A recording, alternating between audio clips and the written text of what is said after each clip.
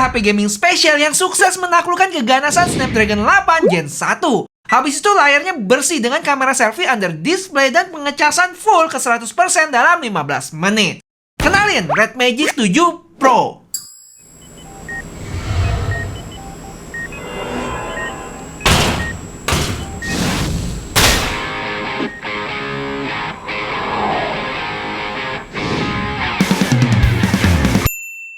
Singkat aja ya, ini dia boxnya yang ada gambar ala-ala komik gitu dengan tulisan dan logo Red Magic di sana. Pas dibuka ada kotak lagi yang isinya SIM ejector. Terus ada stiker cewek pink gini yang kalau kalian tahu dia siapa boleh bantu komen ya di bawah. Terus ada buku-buku nggak jelas dan casing transparan yang bolong tengahnya. Dan ini dia HP-nya. Oh ya, ini warna hitam ya, bukan transparan. Kenapa gua ambil yang hitam? Nanti gue jelasin di belakang.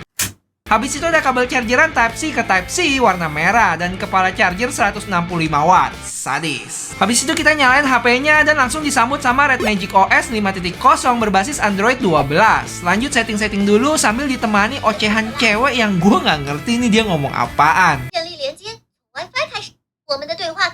Dan yang menarik di sini saat gue kelar setup tiba-tiba dapat telepon tak dikenal nih sama yang namanya Mora. Dan karena dia coba godain gua, jadi ya gua matiin aja. Padahal mah gua nggak ngerti dia ngomong apa. Terus pas gua cek kira-kira udah kemakan hampir 30-an giga dari total 128 punya gua. Setelah itu juga diminta update software ya sama mereka.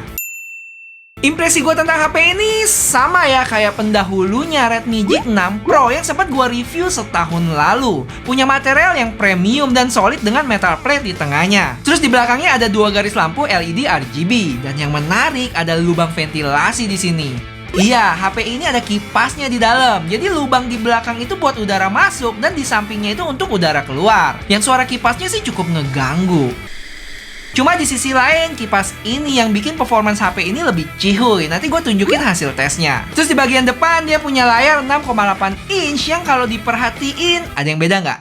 Iya betul, kamera selfie-nya yang ngumpet guys. Udah di dalam layar gitu. Kalau dilihat sekilas mulus sih ini layarnya. Tapi kalau diperhatiin bener-bener, ada kelihatan under display kameranya. Untuk bezel menurut gua cukup oke lah. Cuman agak tebal dikit bagian bawah. Di sebelah kiri HP ini ada switch warna merah yang gunanya buat aktifin mode gaming. Habis itu di sebelah kanan ada lubang kipas, tombol volume, power, dan mic. Plus, kalau diperhatiin bagian kanan sama kirinya ada shoulder trigger. Kayak tombol sentuh gitu buat ngegame dengan touch rate 500 Hz. Di bagian atas HP ini ada speaker, mic, dan lubang kebahagiaan bagi sebagian orang nih, yaitu headphone jack.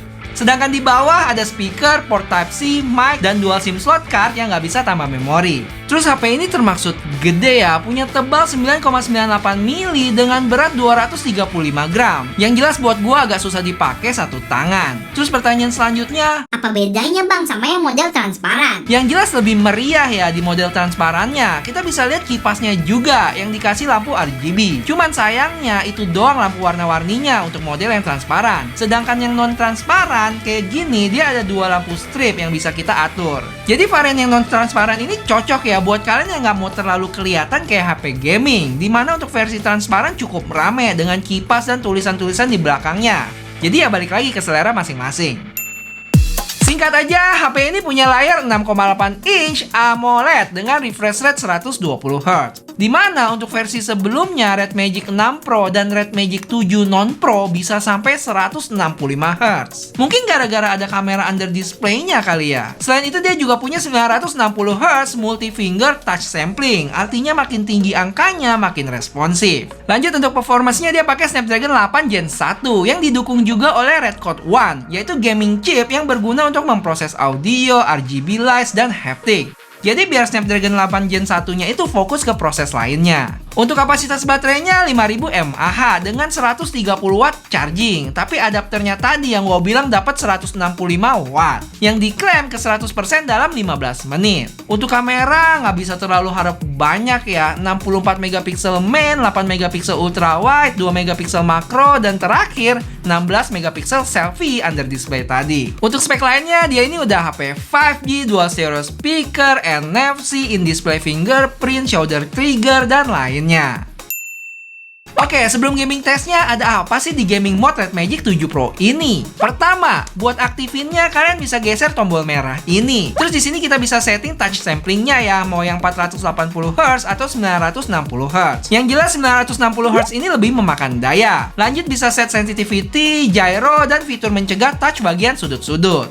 Untuk performance mode-nya dia ada 3, ada Eco, Balance, sama Rise. Nah, lanjut kita ke settingan shoulder trigger. Cara kerjanya simple sih. Kita set dulu nih, saat pencet yang kiri atau yang kanan, kalian mau touch di bagian mana di layar. Kalau udah, kita bisa pakai telunjuk tadi buat touch di bagian yang udah kita set barusan. Dan bisa macem-macem ya, di antaranya bisa pencet buat tahan, pencet buat touch berkali-kali, dan pencet buat sekaligus touch di 2 area. Gile, lengkap banget ini. Selain itu juga ada fitur makro yang bisa ngerekam pencetan kita di layar. Habis itu tinggal pencet satu tombol ini, bisa diulangin semua yang udah kita lakuin tadi. Lanjut ada fitur key mapping yang cara kerjanya mirip kayak shoulder trigger. Kalau shoulder trigger itu pencetnya di atas sini ya, tapi kalau key mapping ini di layar juga. Misalnya saat kita pencet tombol A gede ini, mau touch di bagian mana dengan posisiin si A kecilnya itu. Di menu sebelah kanan beberapa di antaranya ada window pop up dan bisa lebih dari satu app loh. Jadi pas lagi gaming nggak usah pindah-pindah layar deh. Terus ada performance monitor yang bisa lihat FPS, network, baterai, dan lain sebagainya. Habis itu buat yang suka gaming sambil ngecharge, fitur charge separation ini penting. Yang mana dayanya bakal diambil langsung dari charging kita ya, nggak lewat baterai. Jadi baterainya lebih awet. Sebenarnya masih banyak lagi sih fitur-fiturnya, tapi menurut gue yang menarik sih itu. Kalau mau gue bahas lagi lebih detail, coba komen deh. Kalau rame nanti gue coba live streaming buat tunjukin satu-satu fungsinya.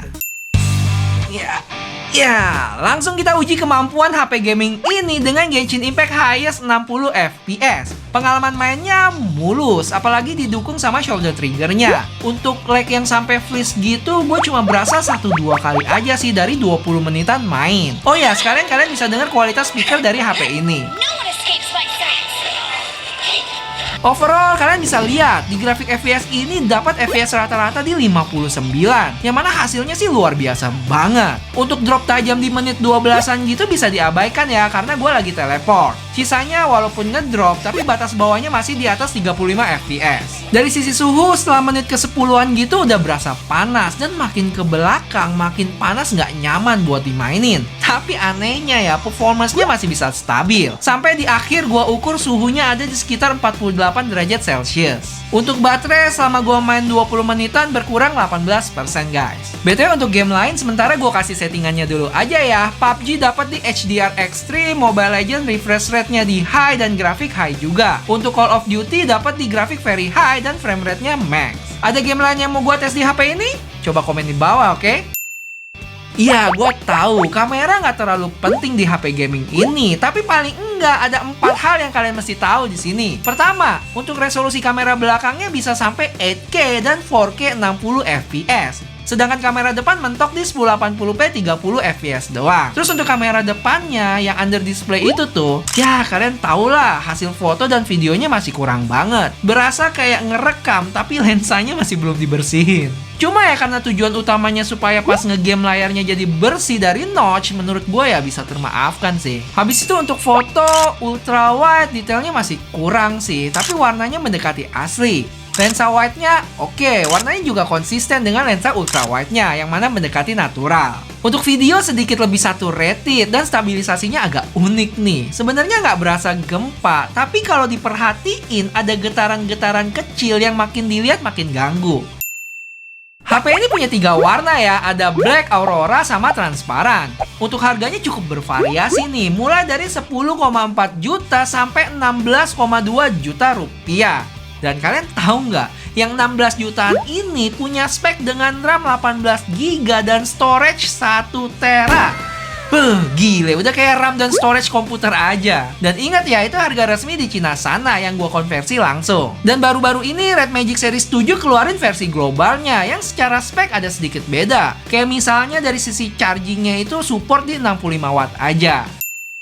Jadi kesimpulannya, kalau mau cari HP gaming, nggak usah ragu buat pertimbangin Red Magic ini. FPS-nya nyaris mentok di 59 untuk Genshin Impact. Terus desainnya juga cihuy. Kalau mau lebih asoy, kalian bisa pilih yang transparan. Ya sayangnya gue yang warna hitam, cuman masih oke juga. Dan kalau kalian nggak butuh-butuh amat fast chargingnya, bisa lirik yang global version dibanding China version, karena Google Play Store-nya udah langsung di dalam sana. Oke, sekian dulu dan thank you buat supportnya ya teman-teman semua. Sampai ketemu di video selanjutnya. Bye-bye.